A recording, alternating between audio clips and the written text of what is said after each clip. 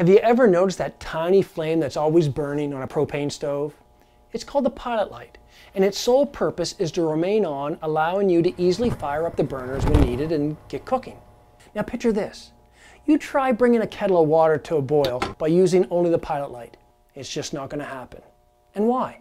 Because a pilot light on its own will never generate enough heat to make an impact. And seriously, how foolish would it be to try cooking with that little flame when you have access to an entire tank full of propane just waiting to be unleashed? That pilot light is simply a representation of what's available to you, proof that you have access to a greater source of power. When you turn that burner on high, you're allowing the full power of the propane to begin working for you. And as Christians, isn't this imagery just like our relationship with God's Holy Spirit? You see, as believers, God's Holy Spirit lives within us, and He's always there. But how often do we tap into that power and let Him have full control of our lives? We tend to give Him free rein on Sundays and maybe one night through the week, but then we restrict Him from other areas of our lives and cut Him off from things like our finances, our free time, our jobs, and our relationships. And then we wonder why our Christian experience is less than fulfilling.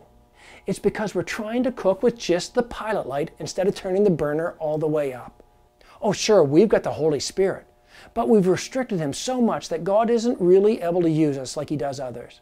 We have access to the greatest power source in all the universe, the God of creation, the eternal sovereign Lord, and far too often we choose to cook on the lowest setting possible instead of opening up our lives and letting His full power take control.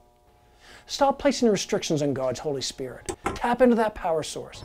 Give Him full control, and then let's get cooking.